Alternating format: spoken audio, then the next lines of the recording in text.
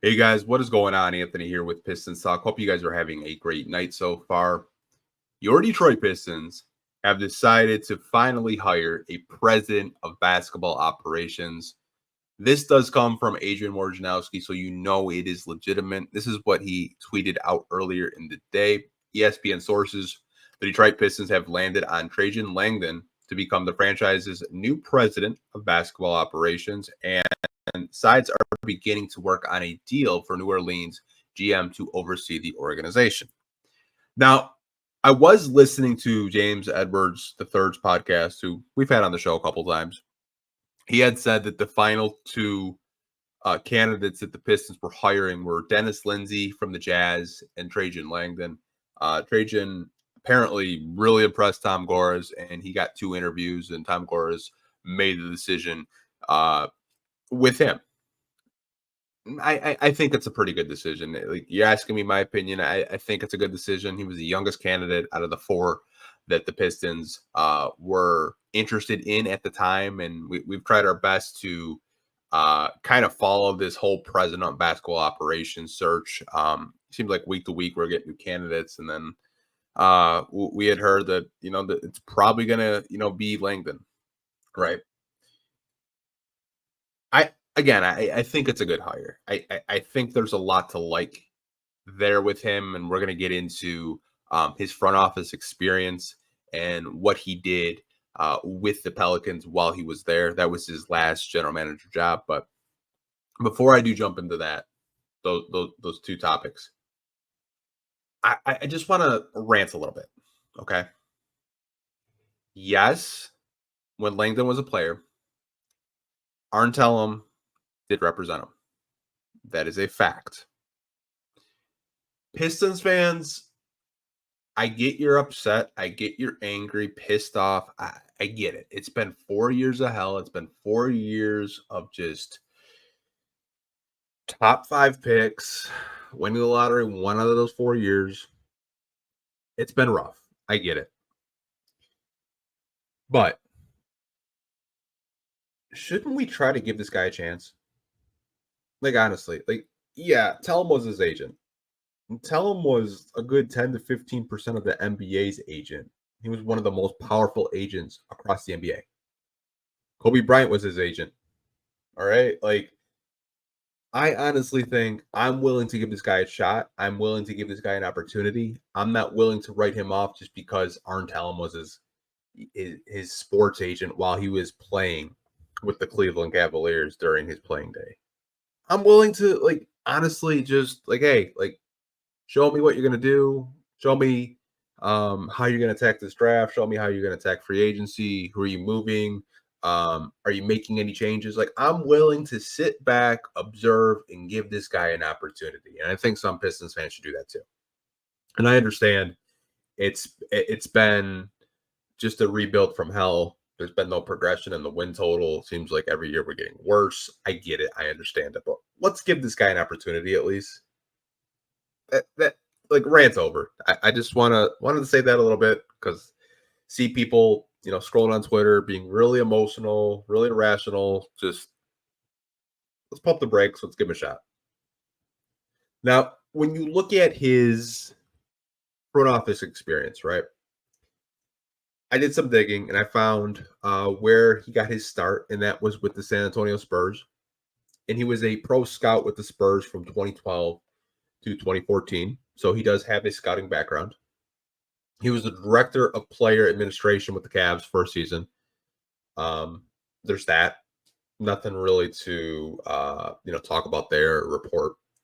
He was an assistant GM with the Nets from 2016 to 2019, and he was also a GM with their G League affiliate from 2018 to 2019, and most recently, he was a GM with the New Orleans Pelicans from 2019 to 2024. So that is kind of his front office experience. As you guys could see, he was a pro scout with the Spurs, did a little bit of player personnel, player administration stuff with the Cavs, was an assistant GM with the Nets, then became a GM of their G League affiliate, and then a GM with the Pelicans. And if you kind of look, He was in the war room with the Nets when they identified Karis LeVert late in the first round. If you do remember, the Nets tried to do like that super team with like Paul Pierce, KG, and Joe Johnson. It was just and Darren Williams, like washed Darren Williams in Brooklyn. He was there. They identified Karis LeVert really late lottery, or not late lottery, excuse me, late first round pick. I think it was like 20 through 25th. They got Karis LeVert late in the first round. They identified him as a player that could be something. And Karis LeVert has had a pretty good career, if you ask me. Obviously, not a superstar or anything like that, but a decent starter to slash role player.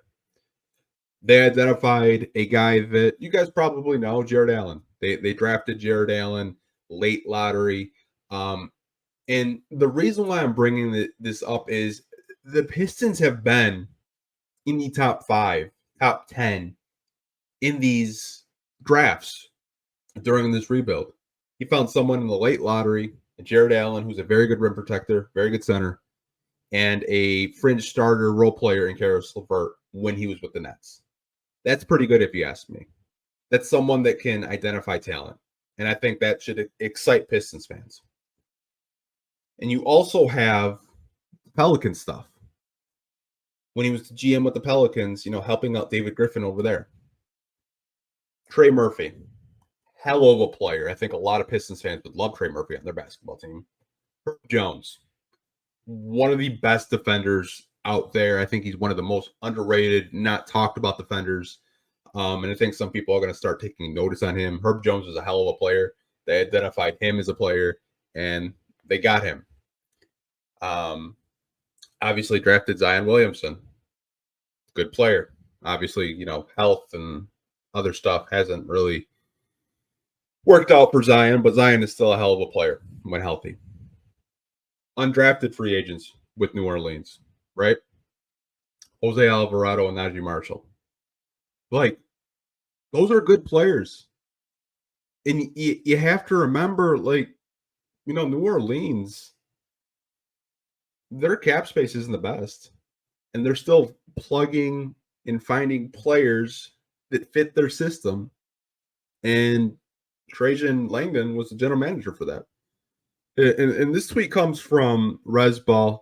Definitely go check out their podcast. I enjoy listening to it. Very good Detroit Pistons podcast. And, he's kind of tweeting out what I was just talking about. Moves by the Pelicans was Trajan Langdon as a GM. Drafted Trey Murphy, Herb Jones, and Jordan Hawkins. I forgot to mention Jordan Hawkins. Jordan Hawkins, that's the guy I wanted last year. Hell of a shooter. He got Jose Alvarado, Najee Marshall as undrafted free agents. Good rotational pieces. He picked up Matt Ryan off waivers. Matt Ryan was just a sniper. And that's why I like this hire. That's why I think some Pistons fans were a little bit premature with their opinions when the hire did come out. Now, I will be the first person to tell you when I see news, I overreact. I get a little bit emotional, but I've calmed down a little bit. I think this is a decent hire.